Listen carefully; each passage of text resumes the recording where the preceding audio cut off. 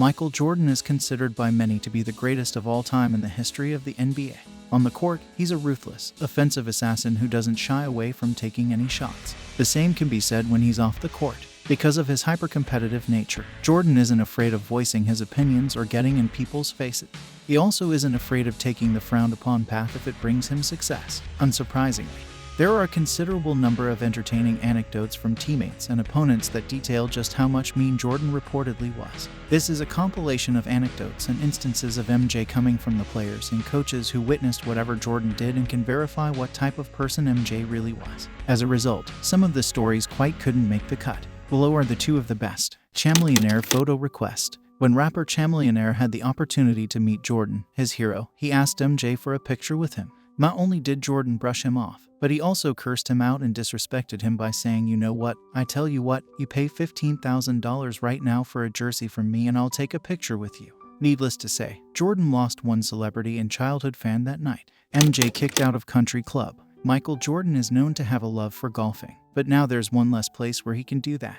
After he showed up to the private Lagos Country Club in Miami not following the dress code, he was asked to change. His reply was of typical Jordan-ian fashion. According to Curtis Bunn of the Atlantic Black Star, he explains, but when a club official approached him on the 12th hole and asked him to change his wardrobe, Jordan refused. Arrogant, not good and just plain old arrogant. The country club's response was to ban him from playing on its golf course ever again. The forced game of golf. Michael Jordan doesn't spend too much time on the basketball court anymore. Now that he's retired, his attention lies primarily on the golf course. Some would argue that's also where it was in the summer of 1992. The famous Dream Team was practicing in Monte Carlo before they went on to obliterate the competition at the Barcelona Olympics. One day, his coach Chuck Daly and Jordan were playing a round of golf. It went down to the wire, but eventually, Daly came out on top by one shot. Knowing when to quit when he was ahead, Daly vowed to never play a round against Jordan again. Of course, the competitive Jordan would have none of that. He wouldn't take his loss in stride and focus on winning in the Olympics. The next morning, at the crack of dawn, Jordan rang Daly's room. Getting no response, he went directly to Daly's room and knocked. Then he pounded. He wouldn't go away until he got his rematch. He got it, and he won by a shot. What would you expect anything else? Jordan could not accept losing. Punching Steve Kerr in the face. Currently a TNT analyst, Steve Kerr shared an anecdote on the Dan Patrick Show about Michael Jordan establishing his leadership. "I disagreed with him one time," Kerr said with a chuckle. "I think he punched me in the face." That disagreement happened during a scrimmage at training camp when Kerr took offense to something Jordan said, and he didn't refrain from expressing his true feelings.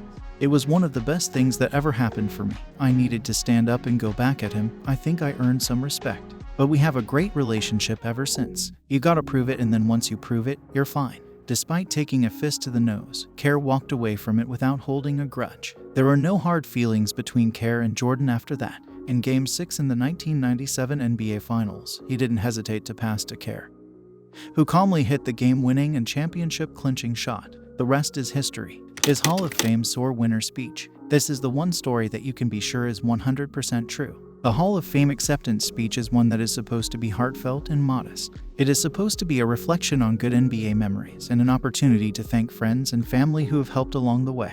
The key phrase supposed to be apparently doesn't pertain to Michael Jordan. At least the speech came from his heart. And through this 23-minute cringe-a-thon, Jordan exposed to the world what went through his mind and how he felt. As columnist Rick Riley of ESPN wrote, "Nobody was spared, including his high school coach, his high school teammate, his college coach, two of his pro coaches, his college roommate, his pro owner, his pro general manager, the man who was presenting him that evening, even his kids." Jordan blasted almost everyone and everything in his life, including the Hall of Fame itself, and found time for only 6 thank yous. It was typical Michael Jordan at his best, fooling Charles Barkley. The 1993 NBA Finals was a showdown between two of NBA's biggest superstars of all time, Charles Barkley of the Phoenix Suns and Michael Jordan of the Bulls. They were also great friends who went golfing together in the middle of the championship series. According to Bulls assistant coach Johnny Buck, the day before Game 4 of the Bulls-Suns Finals with the Bulls leading the series 2-1, Michael and Charles Barkley went golfing.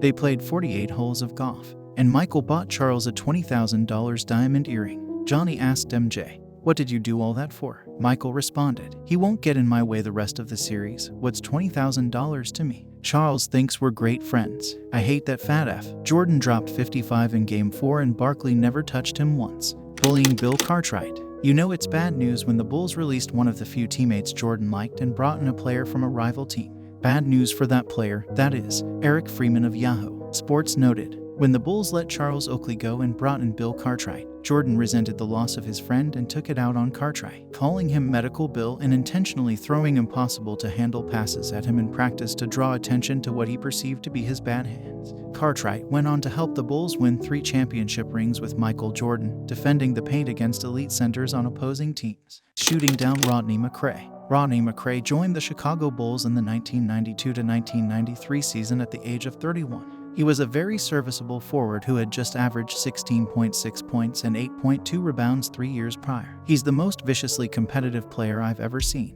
That's what makes him, I think, the greatest player ever. He has practically ruined Rodney McRae for us. When the two players are on opposite teams in scrimmages, the source says, is in Rodney's face, screaming, "You're a loser. You've always been a loser." Rodney can hardly put up a jumper now, challenging the Chief. As one of the big three in the Boston Celtics 82nd dynasty with Larry Bird and Kevin McHale, Robert Parrish was a proven leader. The 7-foot center, nicknamed the Chief, had won multiple championships at that point and commanded the respect of everyone around him. Well, everyone but Michael Jordan. In one of his first practices with the Bulls, Parrish botched one of the plays and was amused to find Jordan jawing at him just inches from his face. "I told him, I'm not as enamored with you as these other guys. I've got some rings too," Parrish recalled. "At that point he told me, I'm going to kick your ass. I took one step closer and said, no, you really aren't. After that he didn't bother me." Busting Kwame Brown. Kwame Brown has become one of the biggest NBA draft busts of all time. He stands as one example of young talented phenoms who never lived up to their hype. However, his situation as a Washington Wizard certainly wasn't helped by the general manager who drafted him. As a leader, Jordan proved more tormentor than mentor. Many Washington players got the business end of a Jordan harangue, but he designated second-year forward Kwame Brown as the whipping boy. A source told C that Jordan ritually reduced Brown to tears in front of the team, destroying Muggsy Bogues. In the Bulls' first-round battle against the Charlotte Hornets in 1995 after Jordan's highly touted comeback to the NBA, Jordan didn't hesitate to leave his mark. According to former Bulls assistant coach Johnny Bach, Jordan was guarding Muggsy Bogues when this happened. On the biggest possession of the game, Muggsy had the ball with the Hornets down 1. Jordan backed off of him and told him, "Shoot it, you effing midget." Muggsy shot it, didn't come close. A year later, Muggsy actually told Johnny Bach that he believes that single play ruined his career. His shot never recovered, cheating an old lady in cards. The biggest and most egregious example of Michael Jordan being Michael Jordan didn't even happen on a basketball court. Instead, it transpired at the home of North Carolina teammate Buzz Peterson. The story goes like this. Peterson invites Michael Jordan over to play a casual game of cards with Peterson's mother. No money is wagered, just a simple, friendly game. But when the old woman gets up to use the bathroom, Peterson catches Jordan trying to cheat not to win any money, but just because he wants to win at all costs.